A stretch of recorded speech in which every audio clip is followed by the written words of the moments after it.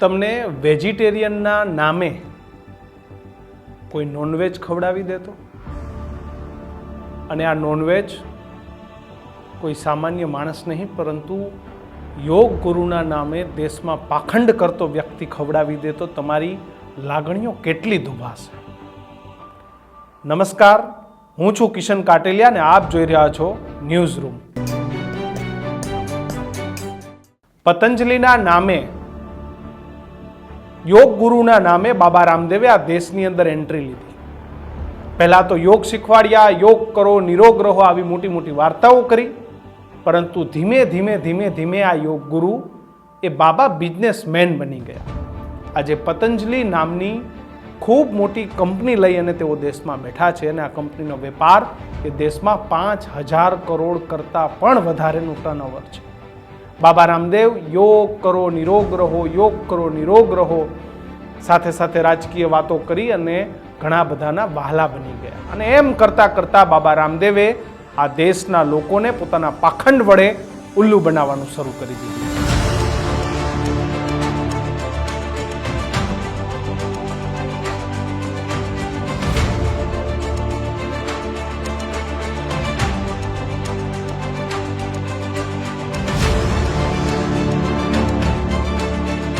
પરંતુ હવે આ તમામની વચ્ચે એક નવો જ વળાંક આવ્યો છે।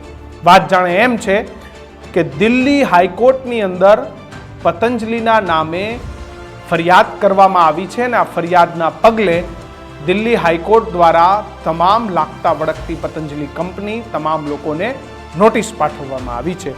વાત જાણે એમ છે કે જે બાબા રામદેવ એ દિવ્ય દંત મંજન નામની જે પ્રોડક્ટ વેચે છે, એ દિવ્ય દંત મંજન નામની પ્રોડક્ટની અંદર ગ્રીન કલરનું સિગ્નલ આપે છે અને બાબા રામદેવ એવું કહેવા માંગે છે કે આ વેજીટેરિયન ટૂથપેસ્ટ છે, આની અંદર કોઈ પણ પ્રકારના પશુ પ્રાણી કે કોઈ પણ પ્રકારના અવશેષો નથી લેવામાં આવ્યા, એવો દાવો કરી લોકોને મૂર્ખ બનાવી અને આ જે દંતમંજન નામની પેસ્ટ છે એ લોકોને વહેંચે છે। જો કે તેની જાહેર જે નોટિસ છે, નોટિસ હવે બહાર પાડવામાં આવી છે, જે આપણા જસ્ટિસ છે સંજીવ નિરૂબાની, તેની જે બેન્ચ છે તેના દ્વારા પતંજલિ કંપની, દિવ્ય ફાર્મસી, બાબા રામદેવ અને કેન્દ્ર સરકારનું food and standard authority India, આ તમામ લોકોને આ દિવ્ય દંતમંજન માટે નોટિસ પાઠવવામાં આવી છે અને નોટિસમાં કહેવામાં આવ્યું છે કે ભાઈ આની ચકાસણી કેમ ના કરી। ફૂડ સેફ્ટી ઓફ ઓથોરિટી ઇન્ડિયાની એ પહેલી જવાબદારી હતી કે આ દંતમંજન ઉપર ગ્રીન કલરની જે સાઇન આપવામાં આવી છે કે આ પ્યોર વેજીટેરિયન છે, તો પછી એની તપાસ કરવામાં આવી હતી ખરી અને આની યોગ્ય તપાસ નથી થઈ, એટલા માટે થઈ અને જસ્ટિસ દ્વારા આ તમામ લોકોને નોટિસ આપવામાં આવી છે। જે યતીન શર્મા છે, જેમને આ જે વકીલ છે તેમના દ્વારા આજે આ દાખલ કરવામાં આવી છે, એને કોર્ટ સમક્ષ કહ્યું છે કે ગ્રીન ડોટનો મતલબ થાય છે કે આ પ્રોડક્ટ એ 100% વેજ છે, પણ આ પ્રોડક્ટમાંથી માછલીના અંશો મળ્યા છે। જે બાબા રામદેવ સનાતન યોગ આવી બધી જે ડાહી વાતો કરે છે, એની જે દિવ્ય દંત મંજન છે તેની અંદરથી માછલીના અવશેષો મળ્યા છે। ગ્રીન ડોટ એટલે કે વેજ હોવાનો દાવો કરી અને ખોટું બ્રાન્ડિંગ કર્યું છે। માછલીના અંશ મળતા લોકોની ધાર્મિક લાગણીઓ દુભાય છે। અધિકારીની ભૂલ હોય તો એને પણ સજા કરવામાં આવે, પણ સૌથી પહેલી ભૂલ એ બાબા રામદેવ અને તેની કંપની પતંજલિની છે।